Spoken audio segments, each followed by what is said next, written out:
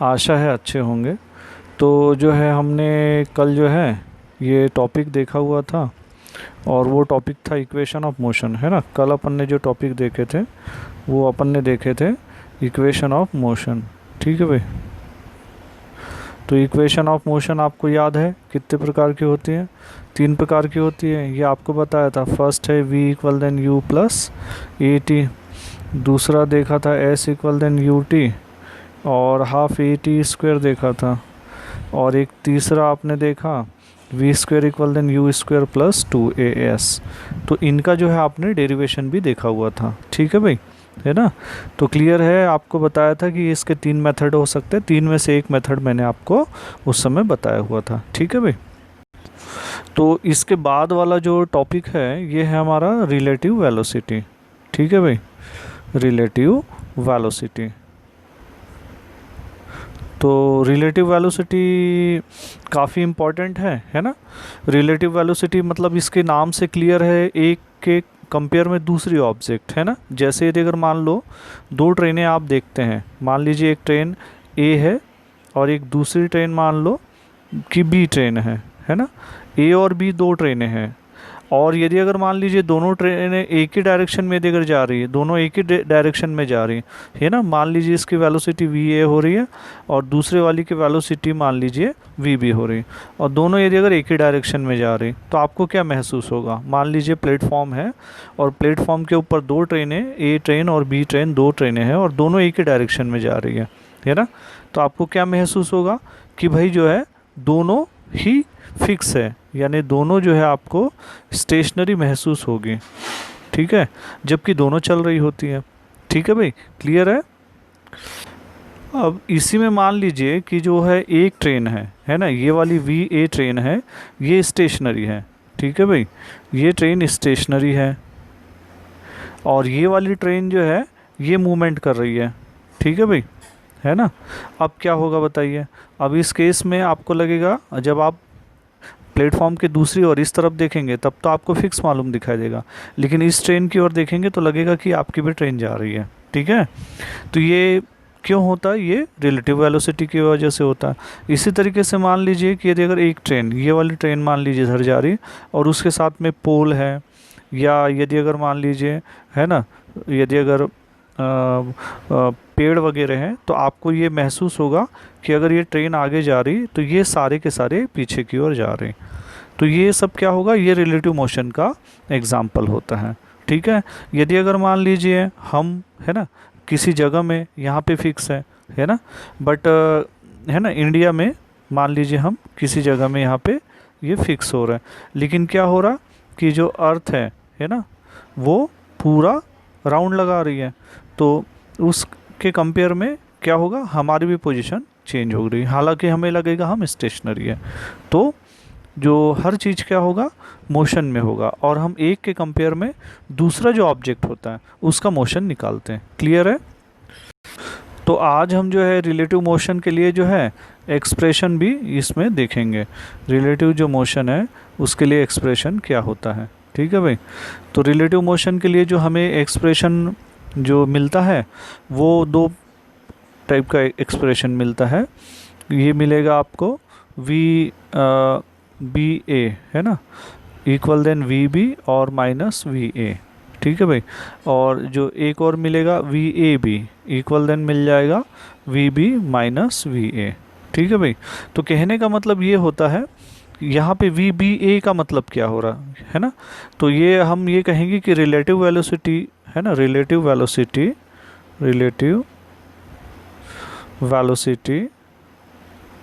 Of B body respect to A, है ना भाई। बी बॉडी की जो वेलोसिटी है ए के रेस्पेक्ट में कितनी है। सिमिलरली इसमें भी हम निकाल सकते हैं कि भाई जो है ए जो है, सॉरी, ये ए होगा और ये बी होगा, है ना। जो पहले यहाँ पे लिखा था वो आता।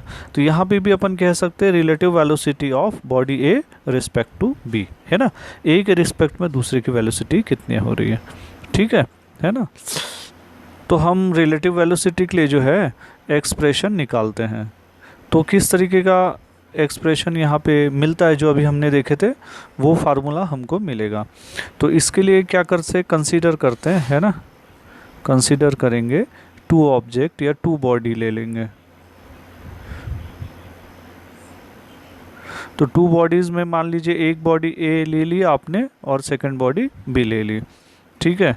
अब जो ए बॉडी है, ए बॉडी की जो है वेलोसिटी है ना, इनिशियल वेलोसिटी मान लीजिए क्या है, ए वाली की मान लीजिए यू है ना, यू ए है। और जो फाइनल वेलोसिटी मान लीजिए यहाँ से यू बी है ना, final velocity sorry V A है, ठीक है ना। सिमिलरली बी वाले का भी ऐसे ही निकाल सकते हैं। यदि अगर बी का हम निकालते हैं तो इनिशियल वेलोसिटी ये क्या हो गई, इनिशियल वेलोसिटी जो है ये हो गई यहाँ से वी यू बी, और फाइनल वेलोसिटी जो हम लेते हैं है ना, वो हो गई मान लीजिए क्या हो गई वी बी। अब चूंकि यदि अगर इनकी कुछ यदि अगर वेलोसिटी है, तो यदि अगर वेलोसिटी के साथ साथ इनकी कुछ पोजीशन भी है, तो मान लीजिए जो इनिशियल पोजीशन अगर अपन लेते हैं है ना, इनिशियल पोजीशन अगर हम लेते हैं तो इनिशियल पोजीशन भी हम ले सकते हैं। तो मान लीजिए कि इनिशियल जो पोजीशन है, इनिशियल जो पोजीशन अपन ले लेते हैं टाइम t इक्वल देन 0 पे x नॉट या x 0 है ना। तो चूंकि a ऑब्जेक्ट है तो x a नॉट हो जाएगा।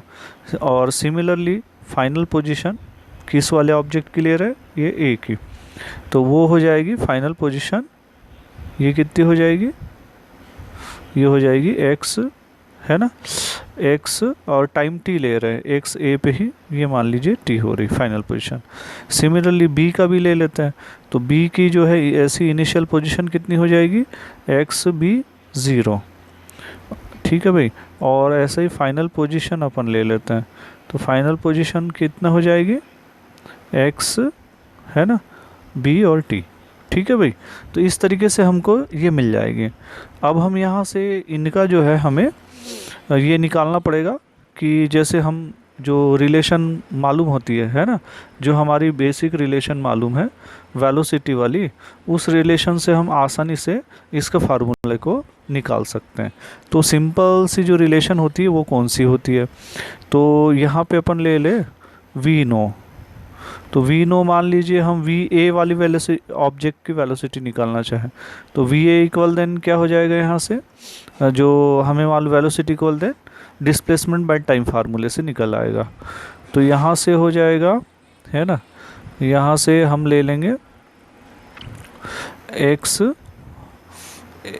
एक्स ए ले लेंगे, ठीक है भाई, और है ना फाइनल पोजीशन, और एक्स ए का फाइनल पोजीशन ये टी में, और ऐसे ये ए में है ना, और डिवाइड बाय कितना हो जाएगा यहाँ से टाइम टी। तो यदि अगर मान लीजिए हम दोनों पोजीशन में डिफरेंस निकालना चाहें, तो एक्स ए टी फाइनल जो पोजीशन थी माइनस एक्स ए इनिशियल पोजीशन बराबर वी ए, और इस साथ में क्या होगा टी हो जाएगा, ये एक ले लेते हैं। सिमिलरली यदि अगर मान लीजिए दूसरे वाले ऑब्जेक्ट के लिए भी सेम फार्मूला लगाएंगे, तो कितना होगा एक्स बी वाली पोजीशन ऑब्जेक्ट की फाइनल पोजीशन और जो बी वाले की इनिशियल पोजीशन, और बराबर क्या होगा वी बी टी हो जाएगा। तो ये सेकेंड एग्जांपल हो जाएगा। तो इस तरीके से हमको यहाँ पे ये दो एक्सप्रेशन हमको मिलते हैं, ठीक है भाई। तो यदि अगर मान लो हम दोनों ऑब्जेक्ट की है ना फाइनल पोजीशन का यदि अगर कंपेयर करते हैं है ना, तो कितना हो जाएगा, यदि अगर मान लीजिए x ले लेते हैं और बी ए, मतलब सेकंड वाले इक्वेशन में से फर्स्ट वाली इक्वेशन को माइनस कर देते हैं, तो यहाँ से कितना आ जाएगा आपका एक्स बी टी आ जाएगा सेकंड वाली की फाइनल पोजीशन माइनस फर्स्ट वाली की इनिशियल पोजीशन फाइनल पोजीशन। तो ये दोनों का डिफरेंस आ जाएगा, और ये दोनों का डिफरेंस ये जो डिस्प्लेसमेंट की रिलेटिव पोजीशन में डिफरेंस है, ऐसा ही यहाँ से आ जाएगा एक्स बी 0 और माइनस एक्स ए 0, ठीक है भाई।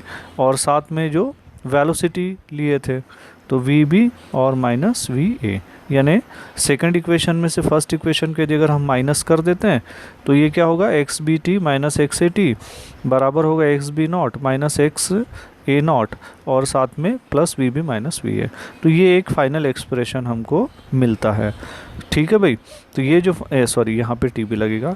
तो ये जो फाइनल एक्सप्रेशन हमको मिला है, इसमें ये वाला जो दिया हुआ है आपका v B minus we A और टी, ये दोनों ऑब्जेक्ट की रिलेटिव वेलोसिटी को बताता है, जो फार्मूला अपन ने अभी देखा हुआ था। ओके, क्लियर है। तो यहाँ से जो है रिलेटिव वेलोसिटी के लिए जो एक्सप्रेशन हमें मिल गया v B A equal than कितना अभी अपन ने निकाला, v B minus we A और यहाँ से टी। तो इसको पढ़ा कैसे जाता है, मैंने शुरू में आपको बता दिया, relative velocity of object B respect to A. और ऐसा ही यदि अगर मैं वी ए बी लिखता हूँ तो बराबर होगा v A minus v B. ठीक है भाई, और ये टी होगा। इसको कैसे पढ़ा जाएगा, relative velocity of A respect to B. ठीक है भाई, तो ये बहुत इम्पॉर्टेंट जो है फार्मूला हमको मिलता है। इसके बेस पे हम कोई भी दो ऑब्जेक्ट और बॉडी का जो है रिलेटिव वेलोसिटी का कंपेयर कर सकते हैं, है ना। और इसके आधार पे दो तीन जो है हम ग्राफ देख सकते हैं कि कब किस बॉडी की जो है स्पीड कम होती है, ज़्यादा होती है, उसके आधार पे हम कुछ कंक्लूज़न निकाल सकते हैं। ठीक है भाई, तो इसका कंडीशन देखें फिर। तो यहाँ से आप ये ग्राफ देख रहे हैं, यहाँ पे हमने जो है ये दो ऑब्जेक्ट ली हुई है, एक ऑब्जेक्ट ए लिया है और एक ऑब्जेक्ट क्या है हमने यहाँ पे बी ली हुई है। ठीक है, अब यहाँ पे समझ लीजिए कि एक्स ए ये ज़ीरो पोजीशन पे थी, ऐसे यहाँ पे एक्स बी ये ज़ीरो पोजीशन हो गई। ठीक है, और ये वाली जो है फाइनल पोजीशन एक्स है ना ए टाइम टी पे हो गई, ऐसा ही ये वाला एक्स बी टी टाइम पे हो गई। ठीक है, अब यदि अगर मान लीजिए हमने जो फार्मूला निकाला हुआ था है ना, तो फार्मूला हमें वहाँ से क्या मिला था, दोनों बॉडी के लिए जो फार्मूला हमने निकाला था, तो आपको जो फार्मूला मिला था वो याद होगा आपको। यहाँ से हमने एक्स बी जो है ना एक्स बी ए है ना, यहाँ से और time t equal than x B t और माइनस एक्स ए टी, ये जो फाइनल टाइम था, और बराबर यहाँ से निकाला था हमने x B nought minus x A nought है ना, और प्लस में यहाँ से v A minus v B और टी। ठीक है भाई, क्लियर है ना। तो इस तरीके से ये हमें मिलेगा। अब ये यदि अगर हम मान लीजिए पोजीशन टाइम ग्राफ बन रहा है दो ऑब्जेक्ट के लिए है ना, यहाँ पे ए और बी के लिए, और इसमें हम कंडीशन ले लें, तो इसमें हम पहली कंडीशन ले रहे हैं, और पहली कंडीशन हम क्या कह रहे हैं कि भाई दोनों ऑब्जेक्ट की वेलोसिटी क्या है, सेम है, वेलोसिटी जो है वो सेम है, वेलोसिटी सेम है। तो वेलोसिटी यदि अगर सेम है तो वी ए इक्वल देन क्या हो गया, वी बी हो गया। अब आप सिंपली समझ सकते हैं कि वी ए इक्वल देन यदि अगर वी बी हो गया तो ये वाली जो क्वांटिटी है ये जीरो हो जाएगी इसके साथ लग के। तो कहने का मतलब है, अब बच क्या गया, कहने का मतलब है x B t minus x A t बराबर एक्स बी नॉट और minus x A nought. Clear हो गया। तो कहने का मतलब है उनमें जो पोजीशन या डिस्टेंस कवर की जो पोजीशन हो रही टाइम के रिस्पेक्ट से, वो हमेशा क्या है, इक्वल हो रही है आपस में, है ना। इसलिए हमको ये ग्राफ मिलेगा। तो यदि अगर ये आप देखें इस ग्राफ को क्लियरली ध्यान से, तो ए और बी दोनों जो है इनिशियल पोजीशन से लेकर उनके बीच में जो है ये सेम डिस्टेंस सेम टाइम के द्वारा इस तरीके से कवर हो रहा है। क्लियर है। इस तरीके से ये पहली वाली कंडीशन हो जाएगी। पहली वाली कंडीशन में हमको इस तरीके का एक ग्राफ मिलेगा। अब हम जो है दूसरा ग्राफ देखते हैं, और इसमें क्या कंडीशन हो सकती है उसके हिसाब से देखिए। कंडीशन यहाँ पे क्या है, v A is greater than we B, यानी ए वाली जो ऑब्जेक्ट है उसकी जो वेलोसिटी है बी वाले से क्या है, जो है ज़्यादा है। तो वी ए की वेलोसिटी यदि अगर वी बी से ज़्यादा है तो क्या हो जाएगा कि जो है एक समय तक तो है ना, हो सकता है कि यदि अगर मान लीजिए बी अपना समय है ना, जैसे उसने ज़्यादा यानी 40 मीटर इससे चालू करी, 40 मीटर से चालू करी, लेकिन इसने तो उससे कम से करी, 10 से चालू करी, लेकिन होगा क्या, एक पर्टिकुलर पॉइंट पे, मतलब जैसे यहाँ पे आप देख रहे हैं 3 सेकंड आने के बाद में दोनों यहाँ पे मैच कर जाती है, और यानी यहाँ से डिस्टेंस मान लीजिए 70 यदि अगर लगभग हो रहा है, 70 मीटर ये कवर करेंगे, तो इस पॉइंट पे यहाँ पे दोनों मिल जाएंगे, और मिल जाने के बाद ए क्या करेगी, इसको क्रॉस कर जाएगी। क्लियर है? तो ये कंडीशन कब की है कि यदि अगर v is greater than we B है। क्लियर हुआ? ओके। अब हम एक लास्ट वाली कंडीशन देख लेते हैं, और लास्ट वाली कंडीशन में यहाँ पे एक और ग्राफ दिया हुआ है। ये ग्राफ आपका ए और बी ऑब्जेक्ट का दिया हुआ है, और ये कंडीशन ये है कि वी ए और वी बी एक दूसरे के अपोजिट डायरेक्शन में चल रही है। सपोज करो कि वी ए की स्पीड कितनी है, 20 मीटर पर सेकेंड है, और वी बी की -10 मीटर पर सेकेंड है।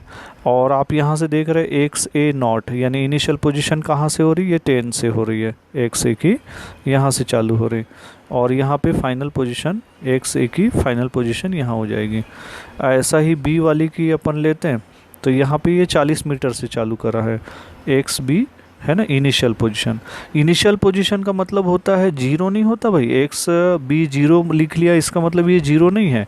इसका मतलब है कि उसकी इनिशियल पोजीशन कहाँ पे थी, जीरो का मतलब है ना, फंक्शन के फॉर्म में ये 40 पे है, और यहाँ पे कितने पे है, ये 20 पे है ना। तो ये फंक्शन यानी चालू कहाँ से हुआ था। और ऐसा ही वाला इसकी वाली नेगेटिव साइड में चला गया एक्स बी। तो यदि अगर मान लीजिए एक ऑब्जेक्ट इस डायरेक्शन में है और एक ऑब्जेक्ट इस डायरेक्शन में, तो मान लीजिए इस तरफ, मान लीजिए ये चूँकि राइट हैंड साइड है, तो वी ए को अगर अपन पॉजिटिव मान लेते हैं, तो इसका कितना स्पीड मान लेंगे, मान लीजिए 20 मीटर पर सेकंड मान लेंगे। और वी बी वाला क्या इसके अपोजिट जा रहा है ना, तो उसकी स्पीड को हम उल्टा मान लेंगे, तो -10 मीटर पर सेकंड मान लेंगे। ठीक है ना भाई। लेकिन ये हमेशा ध्यान दे, अगर दो ऑब्जेक्ट या बॉडी एक दूसरे के अपोजिट डायरेक्शन में जा रही है, तो वो आपस में क्या होता है, उनकी वेलोसिटी हमेशा ऐड हो जाती है। ठीक है। तो यहाँ पे ध्यान दे कि हम वी बी ए के रिस्पेक्ट में निकालना चाह रहे हैं, यानी बी वाले के रिस्पेक्ट में, यानी इसी डायरेक्शन में, यानी प्रारंभिक वाले का डायरेक्शन का क्या हो रहा है, नेगेटिव साइड का डायरेक्शन में बताना चाह रहे हैं। तो उस केस में क्या हो जाएगा, यहाँ पे ये वाला तो -10 है, ये वाला भी -20, दोनों जुड़ के क्या हो गया, -30 हो जाएगा। ठीक है भाई, ये भी नेगेटिव होगा, सॉरी, और ये भी -30 होगा। और अगर हम इस और इस तरफ वाले का लेंगे तो क्या होगा, +30 होगा। तो इसको बिल्कुल सिंपल एग्जांपल से समझा जा सकता है कि मान लीजिए आपका एक दोस्त है, आप इस ओर से जा रहे हैं, मान लीजिए कुछ वेलोसिटी है आपकी 10 मीटर पर सेकेंड, और दूसरे तरफ से आपका कुछ जो दोस्त आ रहा, मान लीजिए 20 मीटर पर सेकेंड की स्पीड से आ रहा। ठीक है। तो जहाँ पे दोनों मिल जाते हैं, है ना, तो क्या होगा, दोनों एक दूसरे के अपोजिट आते हैं, तो आप दोनों जल्दी मिल जाते हैं। और अगर आप दोनों एक ही डायरेक्शन में दिगर जाते हैं, तो इस आपके दोस्त को पकड़ने में आपको काफ़ी समय लग जाता है, अगर आपकी स्पीड मान लीजिए कम है तो यदि अगर दोनों अपोजिट डायरेक्शन में जा रहे हो, तो स्पीड क्या हो जाएगी, ये जुड़ जाएगी। ये अलग है कि इस तरफ के लिए हम जो है +30 ले लेंगे, और इस डायरेक्शन वाले के लिए, जुड़े हुए के लिए -30 मीटर पर सेकंड लेंगे। तो क्लियर है। तो इस तरीके से आपका जो है ये थर्ड वाला ग्राफ है, और इसमें जो है आपका ये जो वेलोसिटी है, वी ए वाली की वेलोसिटी क्या हो रही, वी बी वाले से ज़्यादा हो रही, तो ये इस ओर जा रही है, और दोनों यहाँ पे इस पर्टिकुलर पॉइंट पे मिल रही है, और बाद में इसकी वेलोसिटी रिड्यूसेबल है, जबकि इसकी वेलोसिटी क्या हो रही है, इंक्रीजेबल हो रही। ठीक है। तो इस तरीके से रिलेटिव वेलोसिटी का कंसेप्ट है। जो सभी मोशंस होती है वो रिलेटिव, यानी एक के कंपेयर में दूसरे बॉडी के जो है रिलेटिव वेलोसिटी हम निकालते हैं। तो नेक्स्ट टाइम में जो है अपन इसके जो है न्यूमेरिकल्स क्वेश्चन को देखेंगे। ठीक है भाई। रिलेटिव वेलोसिटी के एग्ज़ाम में भी पूछे जाते हैं, और काफ़ी इंटरेस्टिंग प्रॉब्लम है, और आप जो है इसके नोट्स ज़रूर बना लें, है ना। ये जो है इस चैप्टर का लास्ट टॉपिक था, तो जो है आप इसके नोट्स बना लें, और नोट्स बना के मुझे जो है दिखा दें। मेरे व्हाट्सएप नंबर 942439 और 6877 पे जो है आप बता दें। और उसके अलावा आपको यदि अगर कोई प्रॉब्लम आती है टॉपिक्स में, तो आप कमेंट्स और शेयर ज़रूर करें, उसमें बता दें कि आपको क्या दिक्कत हो रही, परेशानी हो रही है, कमेंट्स करके ज़रूर बता दें, या कोई क्वेश्चन जो है आप ये भी कर सकते हैं। Okay, good bye.